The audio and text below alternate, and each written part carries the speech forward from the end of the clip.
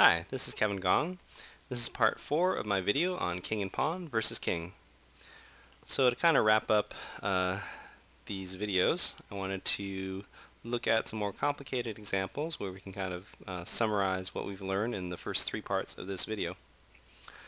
So here's a position where our pawn is on the second rank. It still has to go the length of the board, and the opposing king is all the way on the other side. So we basically want to move our king out in front of our pawn and pave the way for it to go up the board.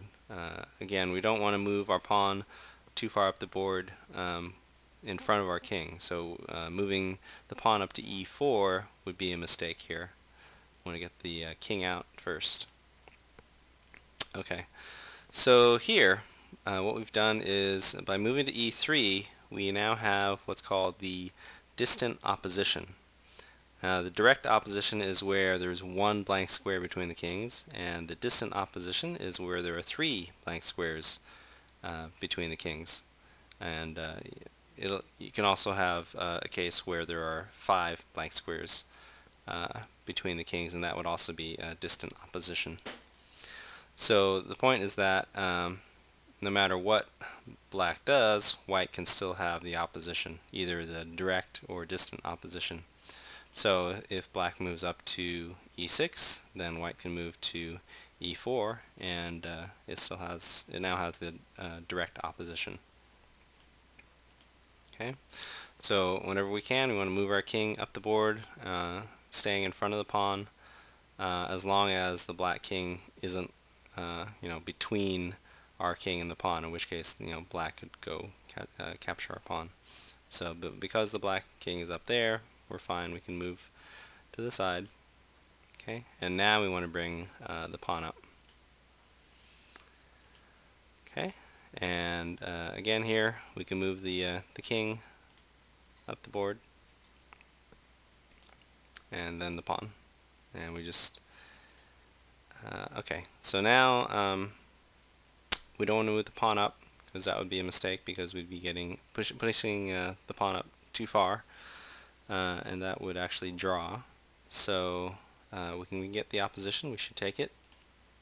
Okay, and then black moves to the side, we can move our king to the 7th rank, and now our pawn has a clear path to become a queen. Okay, and white wins. So let's look at a similar position. So white already has the king out in front. So let's say that white moves the king up to e5. So is that a mistake? Because black can now move to e7 and get the opposition. The important thing to note, though, is that white still has the pawn back on the 2nd rank. And the pawn can provide basically a tempo move to switch who has the opposition. So if we move the pawn up to e4, the kings are still directly across from each other, but now it's black's move. So white now has the opposition. So black moves to the side, white moves up. Again, we get the opposition, because we don't have to worry about black taking the pawn, so it's fine to move our king even further up the board. Okay, and now we've got to the 7th rank, and black can't stop us from pushing the pawn up to become a queen, and white will win. Okay, so just look at that position again. We don't have to worry if our pawn is far enough behind our king. We can switch who has the opposition. So that's a useful trick to know. So let's look at another position. So here our pawn is already in front of our king, but luckily the black king is also far away. So we definitely don't want to push the pawn here, because we'll be getting it too far up the board, and black will be able to stop it. So we want to get our king up in front of the pawn before black can get down. Okay, so push it up. So let's see what happens. So black just got the distant opposition. So again, that means there's 3 blank squares between the kings. So that's not good. So what happens if we move there? Black now has the direct opposition. And in fact, white can no longer win this. Okay. Eventually it has to push the pawn up, which is what we don't want to do, but because black has the opposition, we can't do anything about it. Again, black takes the direct opposition. We push the pawn. Again, black has the opposition. And now we're forced to either give the pawn or stalemate. And so that's stalemate, so that's a draw. So, was there anything we could have done differently? Certainly from, let me go back to this position. Once we get into this position where black has the opposition, there's nothing we can do. Because black has the opposition and our pawn is not behind us, so we can't use that tempo trick. So, it's a little tricky, but in this case, white can actually still win by taking a different path to the front of the pawn.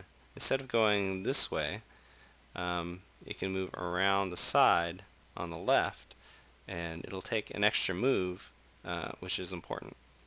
So let's take a look. Okay, so let's stop it here.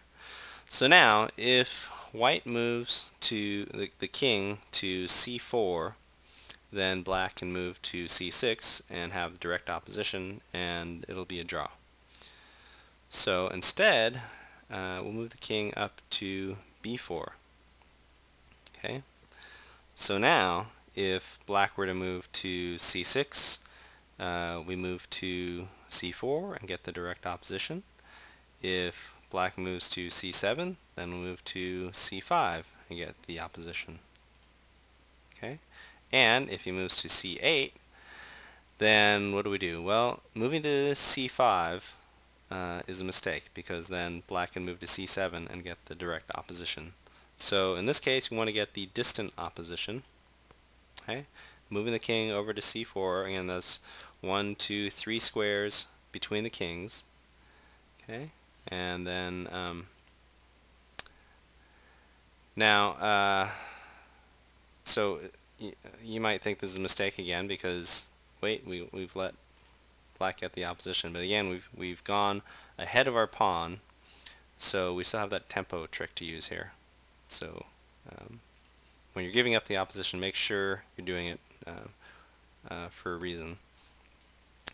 So so we use that tempo trick. So now we've got the opposition again, and from there it's pretty easy. Again, get the direct opposition. Okay, we're on the 7th rank, and then black can't stop us. Okay, so and then white wins.